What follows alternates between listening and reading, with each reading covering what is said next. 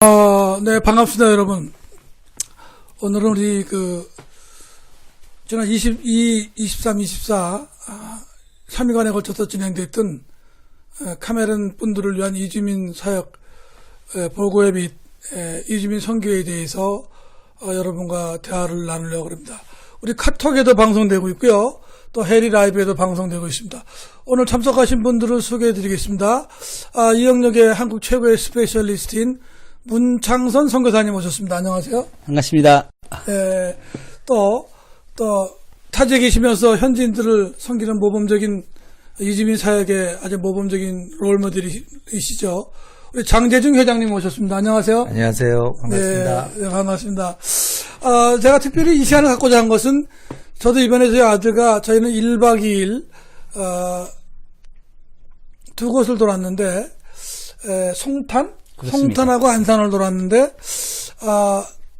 유의미할 정도가 아니라 너무나 소중한 사역이더라고요. 특히 그 대상이 아프리칸이라는 데 대해서 더 하나님의 마음으로 와닿는 게 많았습니다. 이번 일이 2박 3일 동안 어떻게 진행되었는지에 대해서 존경하는 문창선 선교사님의 간단한 보고가 있겠습니다. 네, 귀한 자리를 마련해 주셔서 감사합니다. 사실은 며칠 전에 했었던 일들의 처음에 있었던 일에 연계선상에 놓여졌던 일이고요. 처음에는 쌀을 오랫동안 준비하셔서 이주민들에게 쌀을 공급하는 일을 해주셨었죠. 이제 그 후속 프로그램으로 이번에는 좀 다르게 명절을 앞두고 접근해보자라고 하시면서 기도하시고 또 여러 K배모들에게 말씀하셨고 또 해리 목사님 섬기시는 주향한 공동체가 주체가 되어주셔서 마음들과 손길을 모아주셔가지고 이 라면을 준비하셨습니다. 그래서 라면도 박스당 한 40개가 들어가는데 1인당 한 박스씩. 그래서 홀로 계시는 분에는 당연히 한 박스, 부부에게는 2박스, 또 자녀가 계신 숫자만큼 그 박스가 늘어가는. 그래서 대단히 받는 분들이 흡족하게 여기고 아주 만족스럽게 여기는. 사실 그분들이 라면도 잘 드시거든요. 또 우리와 생각하는 거와는 다르게 매운맛도 아주 좋아하고 있기 때문에. 그리고 어디 라면뿐이겠습니까? 사실은 라면을 통하여서 그 마음이 전달되어지고 본인들에게 관심이 부어지고 있다는 점에서 대단히 흡족하고 행복해했고 감사했고요. 또 라면뿐만 아니라 필요한 생필품들도 함께 전달이 되어졌습니다. 이런 부분에 있어서 준비되어진 것들에 있어서도 사실은 조금 제가 꼭 나누고 싶은 말씀이 있었습니다. 150박스의 라면이 이제 도착한다는 통보를 받고 그것을 수령하는 즈음에 몇 박스가 이렇게 지난번 비가 많이 왔었잖아요. 아무래도 그 영향인지 박스에 이렇게 물이 묻어져서 박스가 훼손은 아닌데 이렇게 물이 묻었구나라는 정도로 알게 되어지는. 근데 그거를 이렇게 해리 목사님의 지시하에 주관해 주셨던 전재근 장로님께서 아주 분명하게 그 부분을 반품을 요구하고 새로운 제품으로 바꿔줄 것을. 그래서 작은 것 하나라도 또 이게 이주민들에게 전달되어질 때 어떠한 소소한 문제까지도 용납을 하지 않고 제대로 전달해주고자 하는 마음, 이런 것들이 너무 귀했다라고 생각을 합니다. 아마 그런 것들이 일일이 찾아가 인사도 해주시고 나눠주시는 부분에 있어서 우리 이주민들이 대단히 행복해하고 그 전해지는 감동이 있었다라고 제가 땡큐레터도 받았고 또 그러한 감사의 이야기들을 직접 전달을 들었습니다. 그래서 이 일들이 앞으로도 계속되어질 거라는 기대가 크고 또 그 부분을 함께 나눕니다. 당연히 그래야죠. 사실 기독교적으로 샬롬, 정의가 뭐냐 이론이 많지만 평형을 이루는 거거든요. 이번에도 우리가 좀 여유가 있어서 그분을 찾아갔잖아요. 근데 그게 라면 갖고 사실 안 될 상황이지만 더 많은 것을 나누기 위해서는 우리가 더 많은 분들이 동참돼야 되고 더 많이 선한 사람들이 있어야 됩니다. 대처회사가 말씀하셨잖아요. 우리가 선한 사마리아인이 되려면 믿음도 좋아야 되지만 돈도 있어야 된다.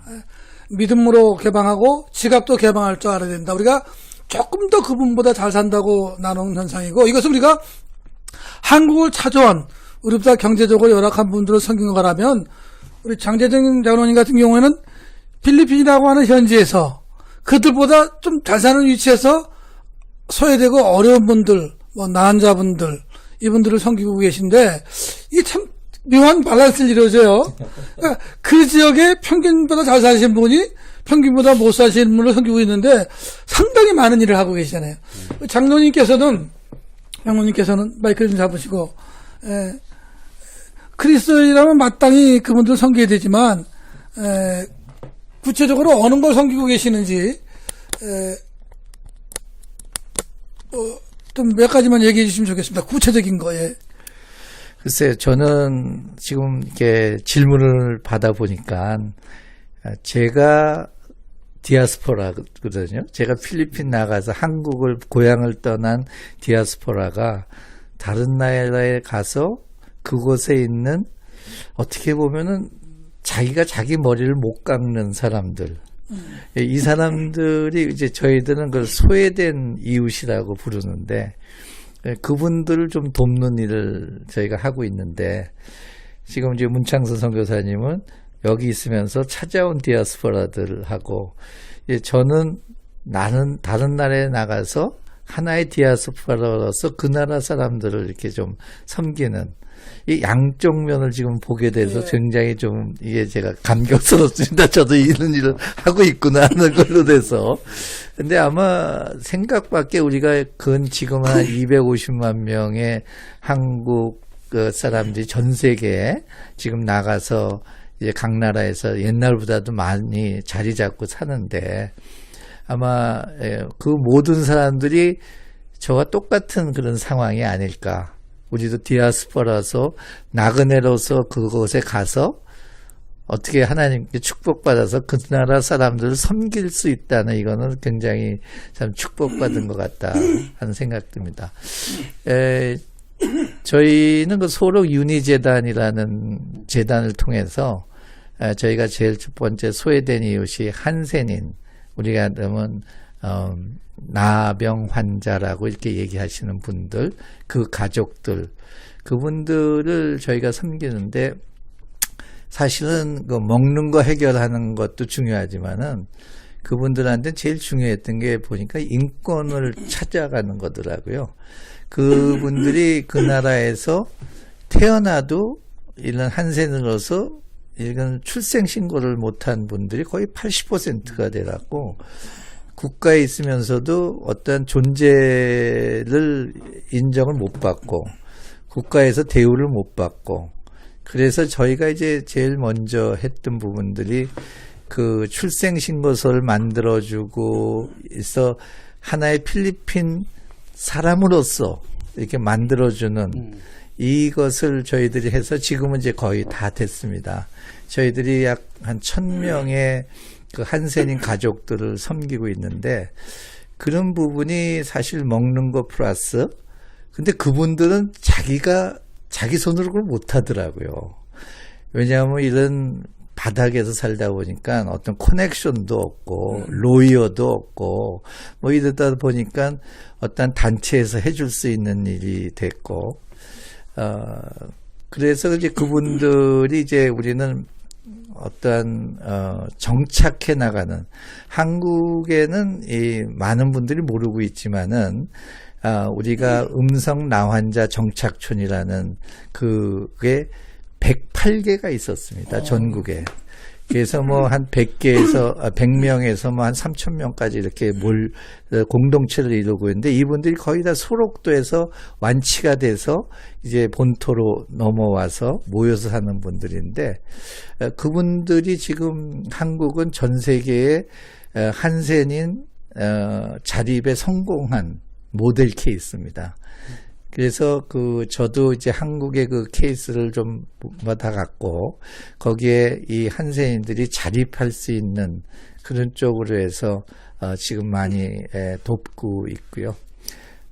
또한 그 다음에 이제 노숙자 집 없는 이 홈레스 이제 그분들이 거의 그 필리핀 같으면 7,000개 이상의 섬에서 먹고 살려고 마닐라로 찾아왔는데 우리 같이 서울역에서 노숙하면서 다음 일자리 찾다가 보니까 그게 1년, 2년 지나가면서 그냥 공원에서 자는 사람들이 참 많고 해서 이분들을 저희들이 이제 매주 섬기고 있으면서 지금은 저희들이 그분들 중에 나도 좀 이렇게 기회가 되면 살아보겠다 해서 저희 그 한센인 마을로 이 노숙자분들을 이제 우리가 집을 주고 여기 일자리 와서 네가 농사하거나 뭐 염소를 키우거나 하려는 사람들은 저희가 이주를 해갖고 그러다 보니까 이분들도 이제 처음엔 오긴 꺼렸지만 와 보니까 그냥 살만하고 그 다음에 저희들 입장에서는 전에는 우리 마을이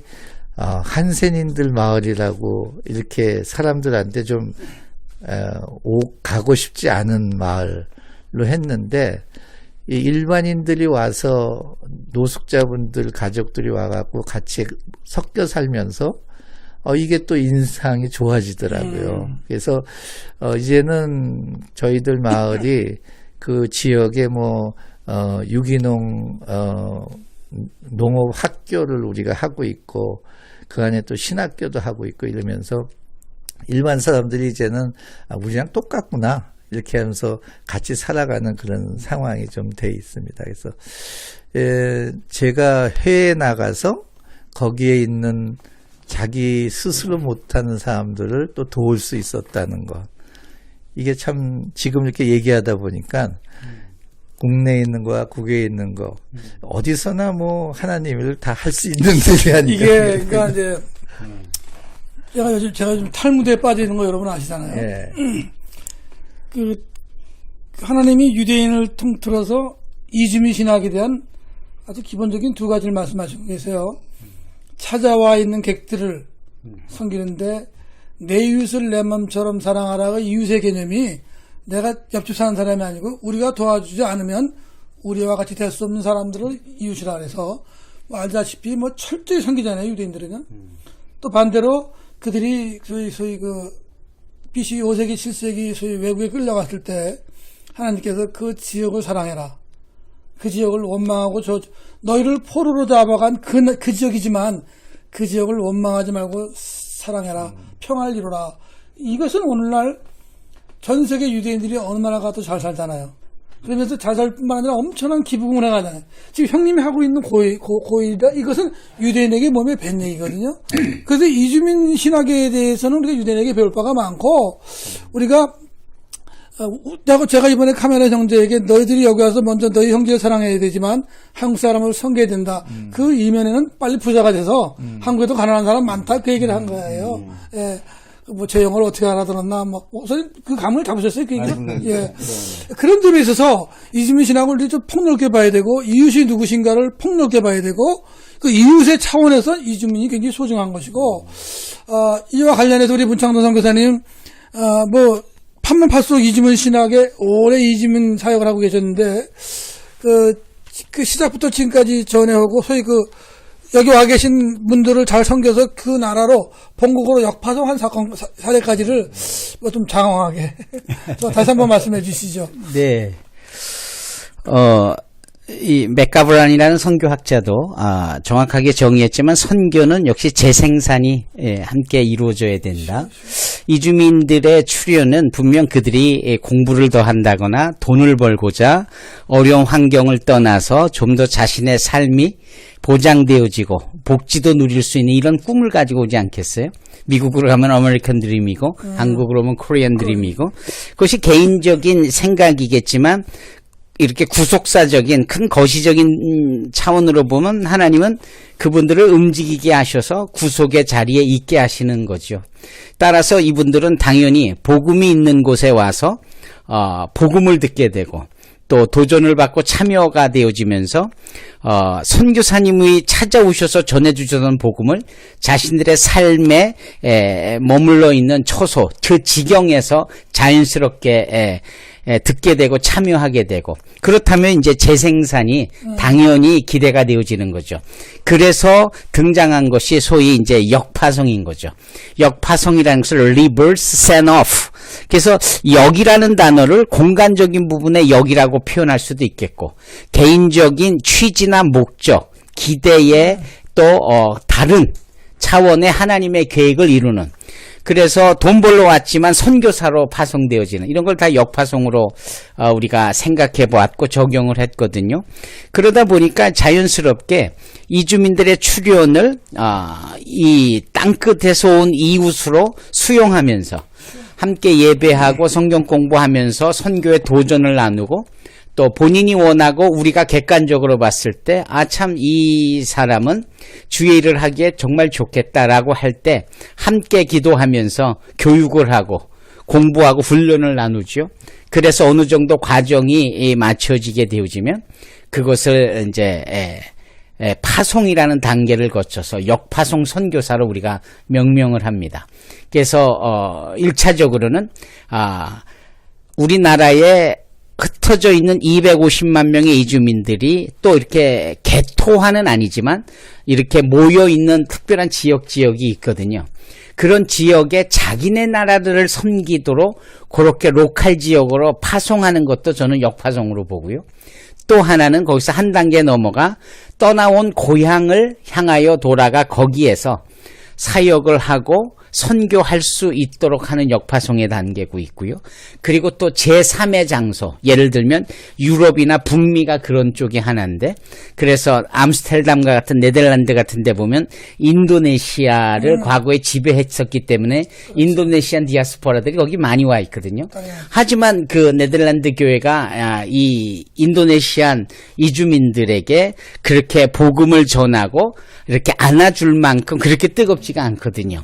반면에 한국에 들어온 근로자 출신의 유학생 선교의 이주민들이 그곳에 가서 오히려 화란 그 안에서 인도네시안들을 섬기는, 아프리칸들을 섬기는 일들이 생겨나죠. 그래서 네덜란드나 영국이라든지 저 벨지크 같은 데 가보면 프랭크폰들도 그렇게 선교할 수 있는 이런 역파송의 결과물들이 많이 있습니다. 물론 이제 와서 보니까 많이 보내는 게 능사는 아니었고요. 보내고 관리와 더불어 아주 꾸준한 연합이 이루어져야 되는데 보내고 나서 잘하리라라고 생각을 하고 그냥 방치하듯 남아 있을 때는 이게 이단과 사이비에도 쉽게 무너지는, 왜냐하면 그만큼 조직 신학이 탄탄하지 못했던 이유도 있고요. 또 흘러가는 이주민들에 대하여서 좋지 않은 세력들이나 단체들도 자신의 세력을 왕성화하기 위해서 거꾸로 이들을 많이 이용하거든요. 예. 그래서 개인적으로 한 150명의 역파성 선교사를 몇 나라? 23개 나라에. 그렇죠. 선교사님 단체에서? 그럼요. 위디 선교회에서 대단하다. 지금까지 150명을 보냈는데 사실은 50명을 잃어버렸습니다. 이 50명이 잃어버린 것은 그렇게 사입이나 이단에 빠져서 잘못되어진 이유도 있고, 또 아예 흔적조차 발견할 수가 없거나, 또는 뜨거운 심정으로 돌아갔지만 그냥 원래의 모습으로 돌아가 버린 이런 것까지도 다 포함해서 한 50명 보고요. 제가 이번에 청교사님하고 이제 수호는 자기들 자체적으로 했고, 송탄하고 안산을 다니면서 이 전투를 하면 편제를 잘 짜놓으셨더라고요. 하니까 딱 지역마다 대표 사역자들이 나와서 일을 처리하는 거 보고, 이분이 그 사람들이 아마 다음에 본국으로 파송될 사람들이라는 생각이 딱 오면서, 이분이 벌써 그 지역마다 그 다 고려해서 깔아놨다. 우리 어네스트라든가 자네짬에. 그렇습니다. 벌써 완전히 사역자더라고요. 이제 얼마나 신화화되느냐는 이제 또 추후의 문제지만, 그 현지인들 자기 나라 사람들 섬기는 자세가 마치 우리나라 한 교회 부목사님이 구역 섬기듯이 섬기더란 말이죠. 목사님이, 선교사님이 경력도 많고 노하우가 상당히 많으신 것 같아요. 원래 비즈니스 하시기 때문에 아주 그런 매니지먼트가 아주. 사실은, 나 그거 보고 깨달은 바가 많아요. 아주 스트롱한 편제가 있다. 솔리드하다. 그러니까 이것은 아주 공격지향적으로 하시는 거고, 그리고 이번에도 가보니까 제가 잘 가봤다고 생각하는 것이 그런 분들에게 힘을 실어주는 거. 목사님들 그분들 딱 일이만 하는 거, 힘을 실어줬을 때 그들이 거기서 이제 권위를 가지고 사역할 수 있는 거, 전 너무 좋더라고요. 그러니까 라면 몇 박스 가지고 가서 정말 큰 걸 배워왔습니다. 이미 사역자들이 길러주고 있다. 예, 그 생각을 해보면서 우리 장장로님께 한번 여쭙고 싶은 것은 소위 필리핀이라는 나라는 오버시 해외 국가를 떠나서 외국에 나가 있는 노동자들이 상당히 많고 그들이 돌아왔을 때 분명 소위 역파성돼서 선교사로 돌아오시는 분들이 있을 것입니다. 그런 사례를 좀 알고 계신죠? 네, 지금 현재 우리는 그 Overseas Filipino Worker, OFW라고 부르고, 정부에서 아주 철저히 그거를 관리를 합니다. 그래서, 그분들이 지금 약 1,100만 명이 해외에 200개국에 나가서 아마 1년 예산의 거의 한 30%에 하는 그 캐시를 들어오죠. 그러니까 우리나라도 옛날에 중동 나가고 월남전 맞아요. 나가서 이 캐시가 들어왔는데 이 캐시 100원이라는 거는 무역을 해갖고서는 100원을 벌려면 1,000원을 팔아야지 잘 벌어야 10% 버는 거잖아요. 그러니까 이 캐시가 들어와서 그게 나라에 굉장한 거를 하는데, 사실 필리핀 국가는 원래는 95% 캐톨릭, 그 다음에 5% 이슬람. 그러다가 이제 최근에 와서는 약 카톨릭 95% 중에 10%가 이제 기독교로 지금 바뀌어 나가고 있는, 아직은 85%는 캐톨릭이고, 또한 현재 캐톨릭 집안에서 기독교로 바꿨을 때 집안에서 엄청난 핍박이 아직도 있고, 왜냐하면 할머니부터 온 대가족 제도이기 때문에 필리핀은 같이 가야 돼요. 그러니까 성당에도 같이 가야 되고 하니까. 그래서 이제 사실은 해외에 나가서 이렇게 근무하던 사람들이 밖에서 기독교를 만나는 케이스가 굉장히 많죠. 이 성경 공부에 조인을 한다거나 어떠한 공동체에 들어가서 같이 이렇게 사역을 한다거나 하면서 본국의 카톨릭이랑 해외의 기독교랑 차이점을 좀 보기 시작을 하고, 또 카톨릭에 있으면서는 성경 공부 이런 걸 많이 안 해요. 예식, 그 말씀과 코미니엄, 이 성찬 이 정도만 하는데, 그런 거 하다 보니까 본국에 들어와서는 자기 이제 기독교 교회도, 지금 우리가 말하면 개신교 교회도 나가는데 가족들의 반대가 또 있어갖고 그걸 못 참고 다시 또 돌아가는 이런 부분이 있죠. 그래서 사실 참고로 얘기하면 필리핀에 나가 있는 많은 한국 선교사님들이 현지 사람들을 많이 이렇게 전도를 해갖고 교회를 기독교 교회로 나오게 하는데, 또 몇 년 지나다 보면 다시 또 이렇게 캐톨릭으로 돌아가는 거에 대해서 엄청나게 실망을 많이 하고 막 가슴을 아파해요. 근데 그거는 어떤 문화적인 문제 같아요. 또 같이 있어야는 그렇지만 들어가면은 자기는 같이 성당에 안 나가면 가족에서 왕따 당하고 완전히 이렇게 하니까 그걸 견디기가 쉽지가 않고, 하지만 그분이 이제는 카톨릭 성당에 나가도 이런 어떤 그 조각상에 손대고 기도를 한다거나 뭐 마리아로 기도 이런 건 안 하고 이제 기독교식으로 자기는 조용히 기도하고 예수 그리스도 이러면서 기도하고 이러는 부분은 계속 있거든요. 그래서 사실 그런 카톨릭 국가에 있는 사람들을 선교할 때는 우리가 봐야 되는 그 선교에서 기독교로 개종된 젊은 사람이 이제 호주가 됐을 때 그 밑으로 바뀌는 거지. 그렇죠. 지금 우리 선교사님들의 많은 그 친구 아직도 그 집에 자녀로 있고 아직도 위에 있는 그거를 좀 이해를 좀 해줘야 될 것 같다는 생각이 좀 들더라고요. 모슬렘도 그런 것 같아요. 제가 지난번 보니까 추르치 언더 보트라고 해서 소위 필리핀 그 해외 노동자들이 배에서 근무 많이 하잖아요. 또 그분들을 상대로 뱃속에서 이루어지는 교회들이 있더라고요. 예, 저희들이 하고 있는 그래요? 저희가 필리핀 사람들이 지금 전 세계 한 절반 이상이 되죠. 50만 명 이상 타고 있으니까. 그래서 저희가 지금 시크로스 미션이라는, 그래서 바다의 십자가. 그래서 필리핀에는 모든 그 선박의 오피서, 이 사관들인 사람들을 이제 훈련해서 내보내는, 그래서 one church, one ship 해갖고 지금 배 한 배에 교회 하나. 근데 이제 이 청년들이 나가서 요새는 이게 다국적 선원들이 믹스 선원들이 많은데 그렇죠. 그 밑에서는 인도네시아, 뭐 방글라데시하고 이슬람 사람들이 많아요. 그렇죠. 그들의 다문화, 다른 종교 안에서 어떻게 살아남으면서 그들과 함께 하는 것들을 전쟁터네. 이제 많이 좀 하고 있죠. 얘기가 뭐 너무 이렇게 깊숙이 들어가는 것 같은데, 전문가들이 모이셔서 그런 거. 자, 우리 한국의 왜 카멜론 분들입니까? Why? 그걸 좀 질문 드리고 싶어요. 이번에 왜? 제가 지금까지 사역을 해오면서 많은 나라를 섬겼습니다. 많은 나라를 하면 12개 나라 이상을 섬겼는데 카메룬을 예전에 섬겨보기도 했습니다. 그런데 그때 카메룬은 프랭크폰, 즉 블란서 프렌치를 쓰는 지금은 잉글리시권입니다.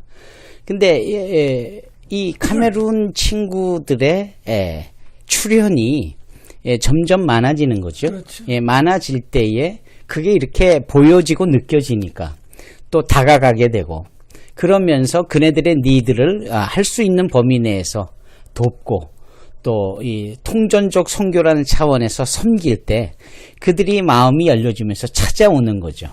따라서 제가 정한 어떠한 계획이나 룰이 있어서 카메룬을 택했다라기보다는 그분들을 이렇게 하나님께서 보내셨다. 따라서 카메룬 외에도 어떤 나라가 또 오더라도 우리는 얼마든지 수용하고 또 섬기고 그들을 사랑할 준비는 얼마든지 하고 있다라고 보는 거죠. 다만 제가 느끼는 이 카메루니언들, 특히 잉글리시권의 카메루니언들이 가지고 있는 복음적 열정은 과거 프랭크폰들하고는 좀 다른 양상을 띠더라고요. 그분들은 좀 수동적이었다라고 한다면 이 잉글리시 쪽은 능동적이고, 그리고 카메룬이 위치한 서아프리카 전체에 대한 이해도가 이 카메룬인들이 상당히 많은 것을 봅니다. 아마도 그들이 내부적으로 갈등과 또 서로 간의 이 분규 같은 것들이 그 안에 있으면서 주변 국가로 많이 이동을 한 케이스가 있고, 그 와중에 본인들은 여기 한국까지 온 것인데 아마 이런 점에 있어서 자기네 나라 또는 이웃 나라로 이주해간 사람들에 대한 이해도가 상당히 높은 거죠. 따라서 한국에서 복음을 전해 듣고 유지하고 더 뜨겁게 열정을 결과물로 나올 수 있는 이런 부분들이 아마도 본국 주변에 있는 다른 나라에도 심하게 영향을 끼칠 수 있으라고 보고, 그것이 하나님의 계획 중의 일부라고 저는 확신합니다. 전 이번에 송탄 지역에 가서 카메라 분들을 보면서 아프리칸이니까 뭐 피부색을 얘기하면 얼굴이 검으시잖아요. 이분들이 모여있을 수 있는 곳이 한계가 있겠다. 송탄 미군 공군 사령부 쪽에 모여있는 이유가 특별히 있었다. 설명해 주셨는데, 이분들은 우리나라 와서도 머물 곳이 가난한 지역, 집값이 싼 지역에다가 또 뭘 찾아야 되냐면, 저희 아프리칸이라고 하는 독특한 피부색에 대해서 별로 거부되지 않고 부시감은 안 당하는 지역만 계셔야 되는 그런 걸 보면서 마음이 짠했어요. 그리고 또 안산 지역이니까 200만 원에 30만 원이라고 하는 반지하가 아니고 거의 지하에 방 2개짜리를 보면서, 가난은 이겨내면 되는 문제지만 그런 가난 플러스 또 다른 그런 장애 요소들, 자기들이 이 나라 땅에서도 자유롭게 머물 수 없다고 하는 것이 저는 상당히 내 마음속에 쪼여들더라고요. 그때 방 2개에 몇 명이나 거기 머물러 있었어요? 제가 첨언해서 말씀을 드리면 보증금 200에 30만 원이지만, 그래서 이제 방이 항상 2개인 이유는 또 다른 가족을 자기네가 함께 섬기는 거죠. 그래서 이 부담이 되는 경제적인 것들을 좀 나누어서 부담을 줄이고, 또 애들이 서로 많이 있으니까 애들도 서로 돌보아주고, 그래서 누군가 직업을 얻으면 직업을 상대적으로 얻지 못한 측에서 아이들을 보무 역할도 해주는. 그렇게 되는 거군요. 네. 그렇게 되는 거군요. 그런 데가 이제 안산도 그렇고 송탄, 네. 지적해 주신 대로 저는 의정부 같은데, 미군들이 계시는 곳에 집들이 그런 쪽이 상당히 이렇게 개방적이고, 또 봤을 때 아메리칸 GI라고 여길 수 있는 신분적인 요소 때문에 상대적으로 출입국 관리 사무소에 이런 출연들에 대해서 그런 걸 피하는 거죠. 네. 그들은 매일매일이 생존이죠. 그러니까 이제 네. 제가 미국에서 목회할 때 그 집사님 한 분이 불법 신분이셨는데 운전을 해야 되잖아. 드라이브 라이선스가 없는 거예요. 하루하루가 기도고 하루하루가 뭡니까? 이게 스트레스가 왕창. 제가 알기로는 그 아프리칸들이 해외 또는 한국에 불법들이 많이 계시잖아요. 그러다 보니까 교회에서 그 간절함, 교회에서의 뜨거움, 이것은 감히 상상할 수 없는 요소랍니다. 그러니까 또 달리 얘기하면 우리가 좀 생활이 편하다고 해서 잊어버린 그 영적인 뜨거움, 네?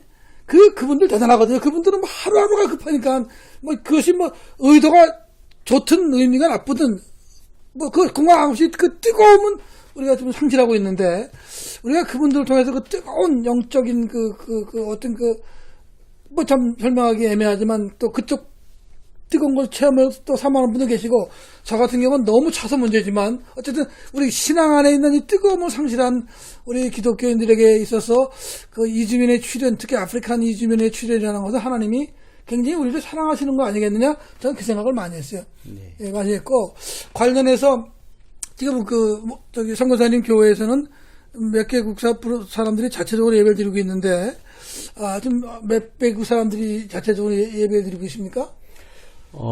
이제 과거에 비추어 지금은, 안양이라는 저희 그 소재지가 네. 대단히 그 한국형 주거 형태로 가며 그들이 머물러야 될 이유가 되는 이런 공장이라든지 일할 곳이 대부분 외부로 바뀌어져 가기 때문에 상대적으로 예전에 비하면 덜 하지요. 그럼에도 교회가 여기 있다라는 이유로 이들은 멀리서도 찾아옵니다.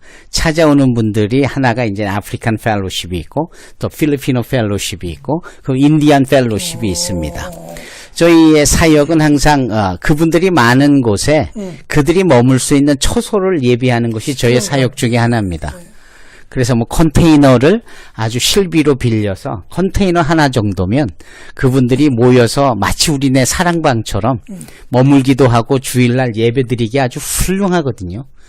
또 공장에 있는 이런 휴게실 같은 경우도 얼마든지 고용주한테 허락을 받고 거기에서도 예배드리고 중요한 펠로십들이 다 오픈되어져서 열리고 있거든요. 아마 이런 점에 있어서 멀리 오고 가고 하는 이런 이동적인 것들은 좀 머무는 곳에다가 둬야 될 전략이 더 많이 필요한 상황이 있다, 이런 생각을 해봅니다.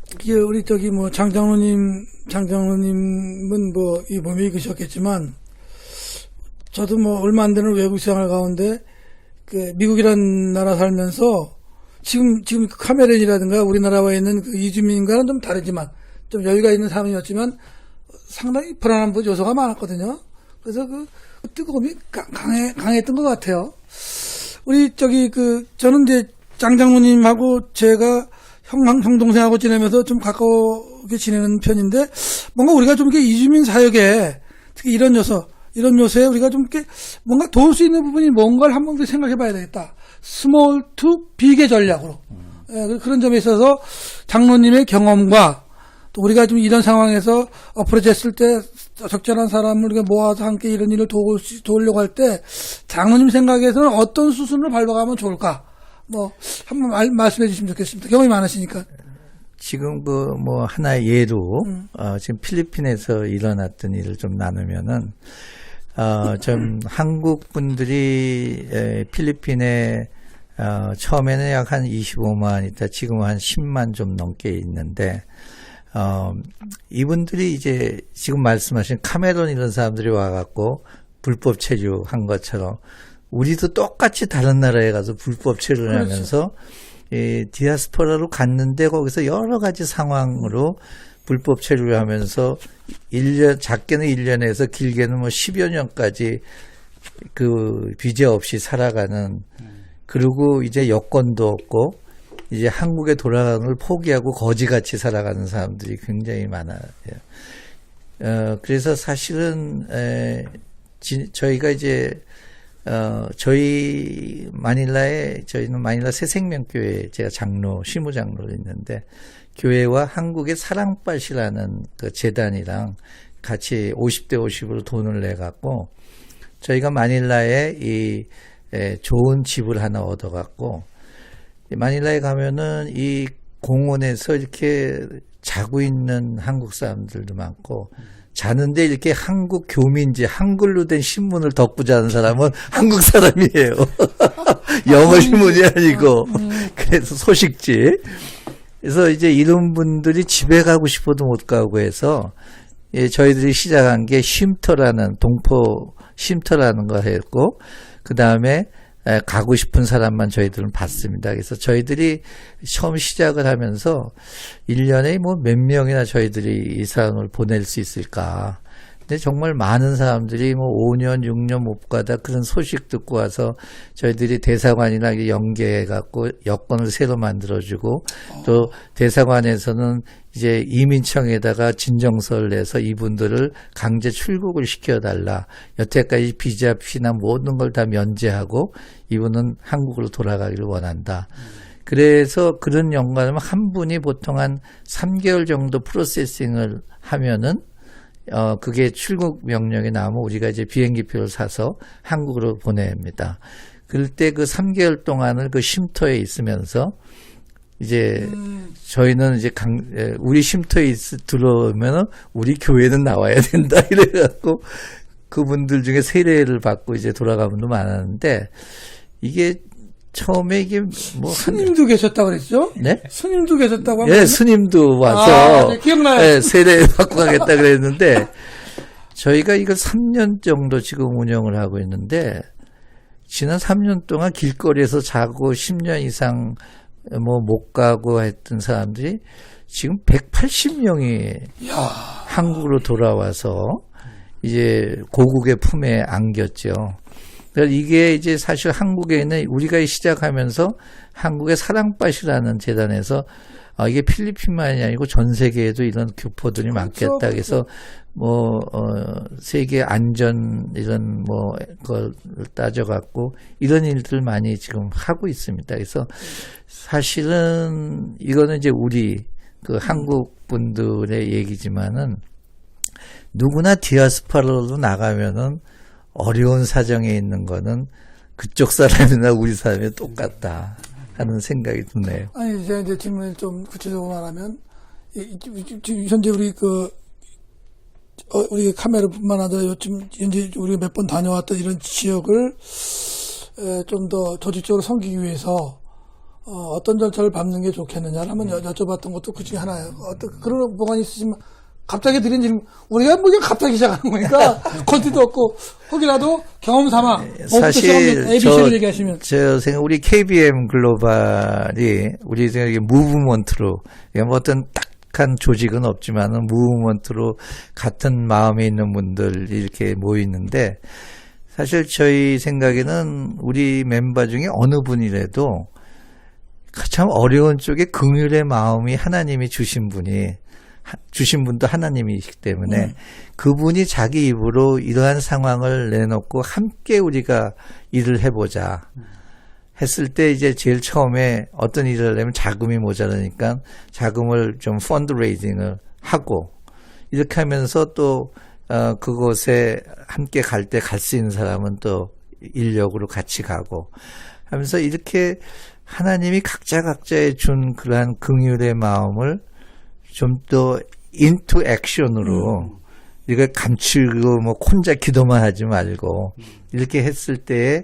우리가 함께 여러 가지 일을 좀 해 나갈 수 있지 않을까. 같은 생각입니다. 네, 그런 생각이 들고요. 요번에 이런 일을 했지만 사실 제가 카톡에도 좀 올리려고 했지만은 제가 요번에 와서 있으면서 제가 지금 좀 며칠 전부터 시작을 한 게 또 먼저 저질렀어요.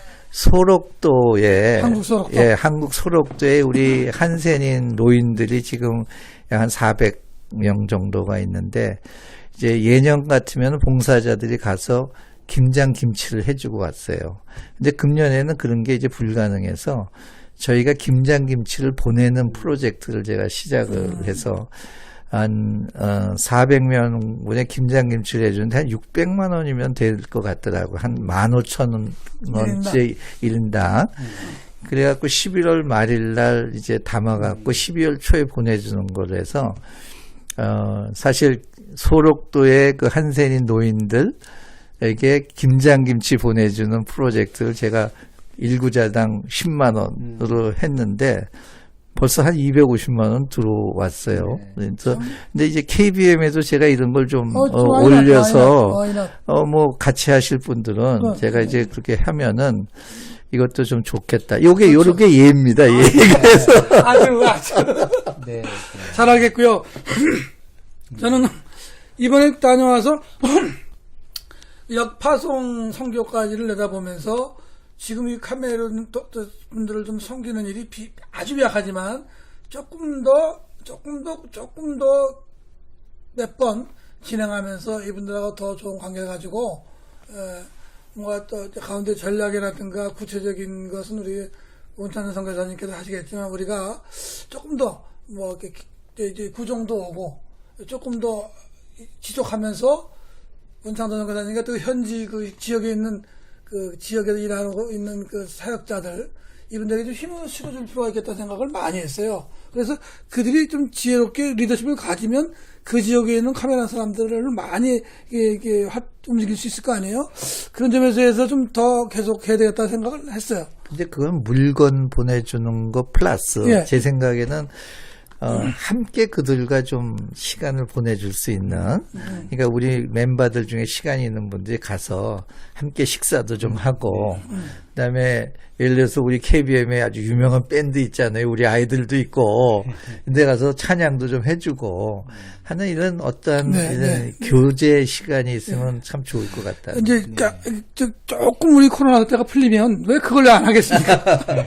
일단 근데 제가 우리 얼마 전에 우리 신혜성 대표 만나면서도 다음에는 좀 니네들이 좀 해라. 좀 이런 건 정말 하나님 기뻐하시는 일이니까 우리 신혜성 대표가 하겠다고 그래서 아마 우리 영 제너레이션도 좀 움직일 것 같아요.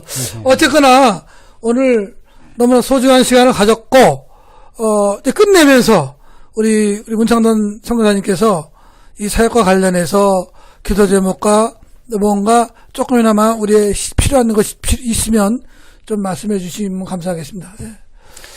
저는 이번에 해리 목사님 모시고 직접 우리 또 다니엘 형제도 함께 했지만요. 송탄과 안산을 다니면서 저는 그 여느 때와는 다른 감동이 있었습니다. 뭐냐면 리더십으로 이 KBM을 대표해서 가신 해리 목사님께 이런 말씀이 좀 어떨까요? 그 자세가, 태도가 상당히 저에게는 큰 감동이었습니다. 왜냐하면 이것을 받는 형제자매들이 연실 고맙다라는 인사를 하시는데 해리 목사님의 입에 나오는 이런 말씀은 I'm just a deliverer. 나는 그냥 배달만 해주는, 가져다주는. 그래서 거시적으로 보면 하나님께서 주신 것이다. 또 미시적으로 포함해서 우리 KBM 멤버들의 마음이 모아져 십시일반 모아진 결과물이다. 나는 그냥 전달만 해주는 것이다.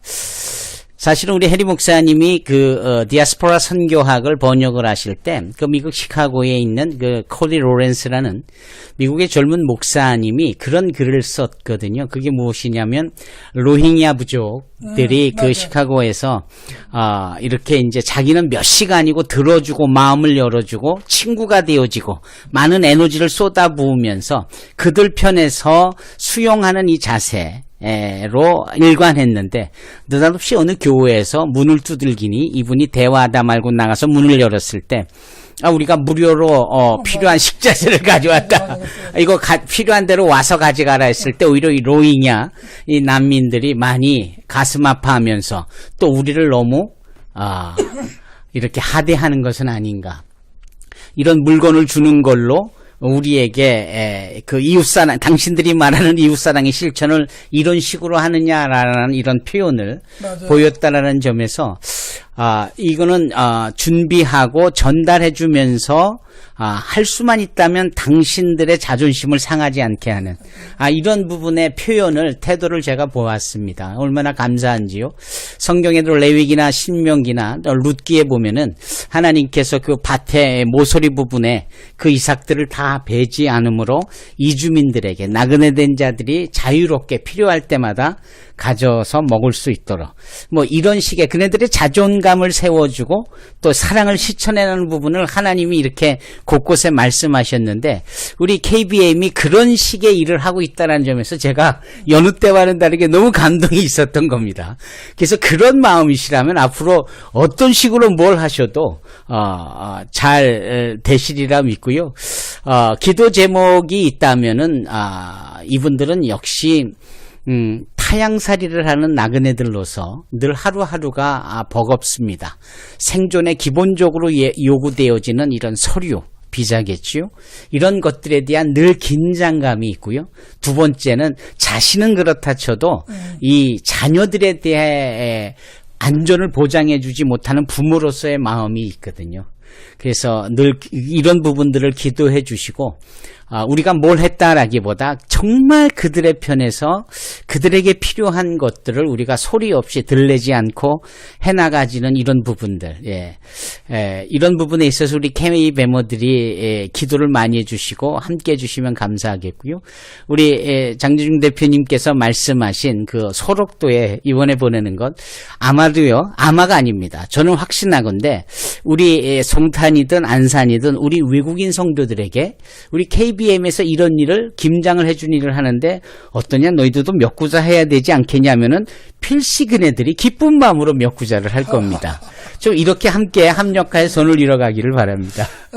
제가 이번에 가서 그분들 만나면서 물어봤던 게 니네가 좋아하는 음식이 뭐냐, 그다음에 이 근방에 니네가 갈 수 있는 카멜라의 음식점이 있다 그러더라고요. 그래서 제가 기회를 누리고 있고 그분들이 그 아이리시 포테이토하고 스위트 포테이토를 좋아한다 그래서 우리 집이 지금 고구마가 많이 자라고 있잖아요. 그래서 내가 우리 사람한테 김 여사 그렇다는데 우리 사람도 아직은 그러는데 한번 저 한두 명 초대해 갖고 와서 이게 좀 이렇게 좀 털어가라 그럴까 생각이 들어. 그리고 이리 갑시다 형님. 다음에 그분들 우리 카메라 사람들 식사 하실 때 형이 2몫 내고 내가 1몫 냅시다. 오케이? 100만 원 들면 100만 원 들면 형이 한 분에 그러면 한번 세 군데 언제 가서 밥 한번 3시간 한번 하겠습니다. 형 계시면 같이 가고. 오케이. 이게 잘 통해서 좋아. 이것도 빨리 해야지. 뭐 내가 필리핀 돌아가기 전에. 근데 저도 기도 제목이 있습니다. 그래서 오늘 얘기 들으면서 아까도 말씀드렸지만 전 세계 나가 있는 우리 한국 동포들 그 중에 저희는 한 20% 이상은 기독교인이라고 크리스찬 코리안들이 이제 한국에 있으면서 이렇게 펼치지 못했던 나는 복음을 받았지만 정말 제대로 그걸 삶에서 못 살아나갔던 게 해외에 나가면은 생각보다 더 쉽게 좋은 기회들이 될 수 있어서 많이 해외에 나가 있는 우리 크리스찬들이 그 나가 있는 그 나라에서 하나의 나그네지만 그 하나님 나라를 이렇게 이뤄나가는 그 삶에서 이뤄나가는 일들이 더욱더 도전이 되고 한번 잘 실행되게 기도해 주시길 바랍니다. 장황해서 까먹었는데 글로 좀 올려주시죠. 네, 오늘 존경하는 형님과 존경하는 아우 이렇게 셋이서 여기 우리 동호 형님하고 제프리 장로님이 빠져서 오영재는 안 되고 있습니다만 어쨌든 지금 그 3분의 2선인 결정과 모여서 좋은 대화를 많이 나눴고 특히 오늘 이지민 선교에 대해서 쉽게 할 수 없는 얘기를 좀 많이 했습니다. 다음에 또 이런 시간을 갖기로 하고 오늘 이렇게 불청객처럼 찾아와서 귀한 얘기해 주신 우리 장 장로님 너무너무 감사합니다. 네, 감사합니다. 이렇게 말해서 또 반갑습니다. 문 선교사님 요즘에 너무 바쁜데 어떻게 또 오늘 오셔서 귀한 시간 내줘서 감사합니다. 전 영광입니다. 네. 감사합니다. 우리 대전에 있는 지유정이가 고기를 좀 보냈는데 우리 형님이 고기 냄새를 어떻게 맡고 오셔서 끝나면 우리가 아사도 파티를 할 겁니다. 여러분 시청해 주셔서 감사하고요. 지금 저희들이 나눈 대화 가운데 도전도 받으시고 또 부분적으로 협력하실 일이 있으면 함께 하시면 감사하겠습니다. 여러분 사랑합니다. 또 뵙겠습니다. 감사합니다. 감사합니다. See you. 감사합니다.